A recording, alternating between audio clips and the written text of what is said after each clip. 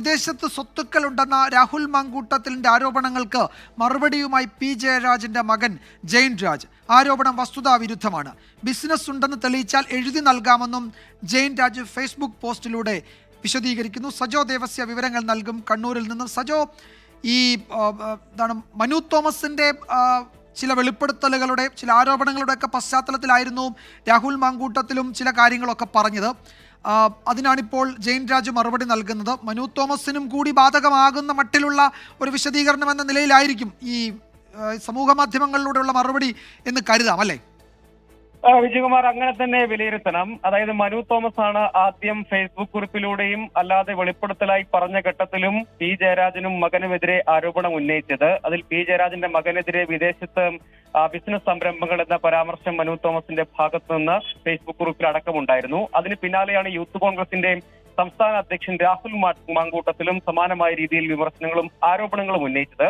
അതിനാണ് ഇപ്പോൾ പി ജയരാജന്റെ മകൻ ജെയിൻ രാജ് സമൂഹ മാധ്യമത്തിലൂടെ വിശദീകരണ കുറിപ്പുമായി രംഗത്ത് വന്നിട്ടുള്ളത്. അതിൽ പറയുന്നത് സ്വദേശത്തും വിദേശത്തും തനിക്ക് യാതൊരു ബിസിനസ്സും ഇല്ല. അങ്ങനെ എന്തെങ്കിലും ബിസിനസ് ഉണ്ടെന്ന് തെളിയിച്ചാൽ അങ്ങനെ ആരോപണം ഉന്നയിക്കുന്നവർക്ക് എഴുതി നൽകാം.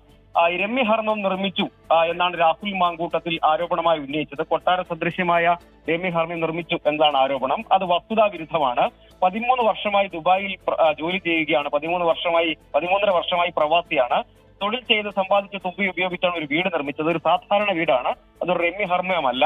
കുടുംബാംഗങ്ങൾ സഹായം നൽകി. മാതാവും പിതാവും ഒക്കെ സാമ്പത്തിക സഹായങ്ങൾ നൽകി. അതിൽ സ്ഥിര നിക്ഷേപമായി ബാങ്കിലുണ്ടായിരുന്ന തുകയിൽ നിന്ന് ലോൺ അനുവദിക്കുകയും ഒപ്പം ബാങ്കിലെ ജോലിക്ക് ശേഷം പിരിഞ്ഞപ്പോൾ കിട്ടിയ തുകയിൽ നിന്നൊരു തുക അനുവദിക്കുകയുമാണ് ചെയ്തത്. ഭൂമി നൽകിയത് കുടുംബ വീട്ടിൽ നിന്ന് ഷെയർ കിട്ടിയ സ്ഥലമാണ് ലഭിച്ചത്.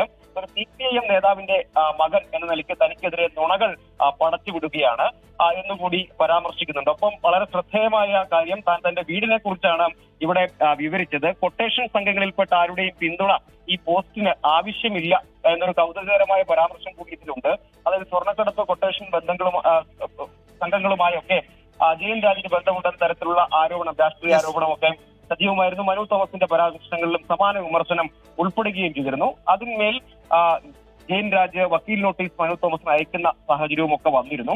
ഏതായാലും അത്തരം കാര്യങ്ങളെ കുറിച്ച് ഈ ആരോപണങ്ങളിൽ വിവാദത്തിലൊക്കെ CPIM സംസ്ഥാന സമിതി അംഗം പി ജയരാജൻ കേന്ദ്രബിന്ദുവായി. ഒപ്പം പി ജയരാജന്റെ മകൻ കൂടി ഈ വിവാദങ്ങളിലേക്കൊക്കെ എത്തപ്പെടുന്ന ഒരു സാഹചര്യം കൂടി ഉണ്ടായിരുന്നു. ആ ഘട്ടത്തിലാണ് ജെയിൻ രാജ് ഇത്തരത്തിലൊരു വിശദീകരണ കുറിപ്പുമായി രംഗത്ത് വന്നത്. പാർട്ടി വിട്ട മനു തോമസ് നടത്തിയ ആരോപണങ്ങൾ, അതിൻ്റെ ചുവട് പിടിച്ച് രാഹുൽ മാങ്കൂട്ടത്തിൽ ഉന്നയിച്ച ആരോപണങ്ങൾ, അതിന് രണ്ടിനും കൂടി ചേർത്താണ് ഇപ്പോൾ ജെയിൻ രാജ് ഫേസ്ബുക്ക് പോസ്റ്റിലൂടെ മറുപടി പറയുന്നത് എന്ന് ഇത് വായിച്ചാൽ നമുക്ക് വ്യക്തമാകും. സജോ ദേവസ്യാണ് വിവരങ്ങൾ നൽകിയത് കണ്ണൂരിൽ നിന്ന്.